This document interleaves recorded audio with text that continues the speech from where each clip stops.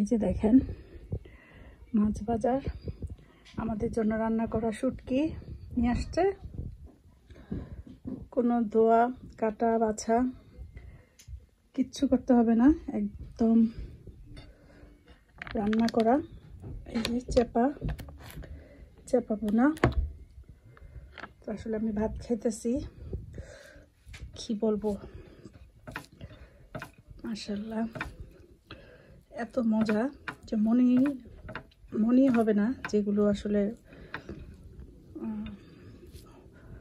Frozen, মনে হবে যে একদম পাটায় বাটা ভর্তা যেরকম খেতে সেরকম। এই যে এখানে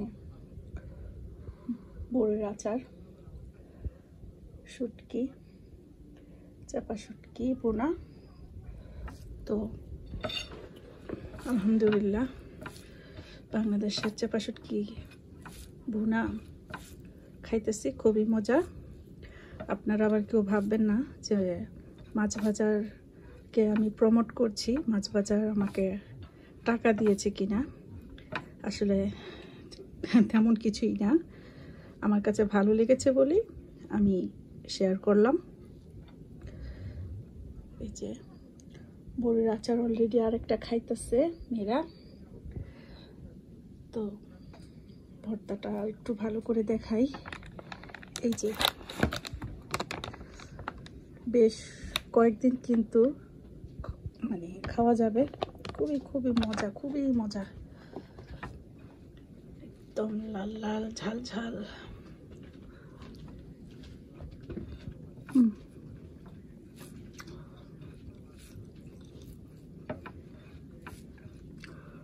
অনেক অনেক ধন্যবাদ যে লন্ডনের মতো জায়গায় আমরা রান্না করা বাংলাদেশি চেপা শুটকি ভুনা খাইতে পারতাছি। মানে বাসায় আনবো আর এই যে গরম গরম ভাতের সাথে খালি খাবো। ওভেনে না দিলেও চলে, একটু কতক্ষণ যদি মানে রেখে দেন। এই যে হাত দিয়ে নিতেছি, দেখেন মানে আমি নিয়ে আসতে আসলে নর্মাল হয়ে যায়, বাসায় আসতে নর্মাল হয়ে গেছে। আমি আর ওভেনে গরম করিনি।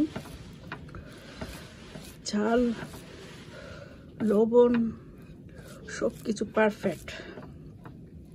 আর এই প্রথম আমি আসলে এরকম রেডিমেড তৈরি করা শুটকি ভুনা খাইতেছি।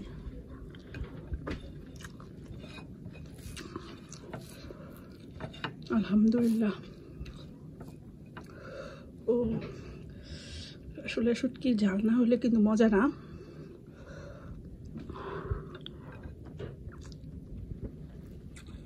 তো ঠিক আছে, আমি ভর্তা দিয়ে বেশি মজা করে খেতে থাকি। সবাইকে ভিডিওটি দেখার জন্য অসংখ্য ধন্যবাদ। আপনারাও গেলে পাবেন মাছ বাজার, ফিশ বাজার, কাঁচা বাজার, সব জায়গায় পাবেন।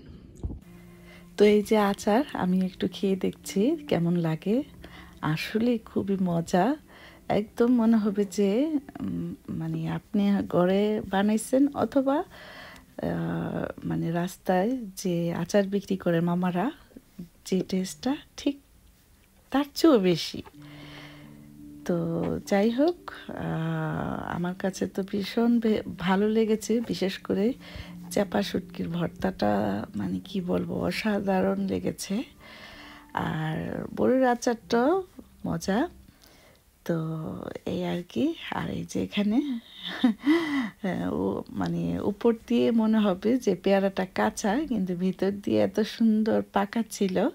তো পেয়ারা নিয়ে আসছি, জানি না এটা কোন দেশের, মানে কেটে একটু টেস্ট করছি। পেয়ারাটাও ভীষণ মজা ছিল।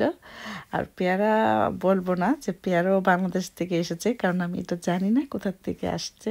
তো সবাইকে অসংখ্য অসংখ্য ধন্যবাদ। আপনারা যদি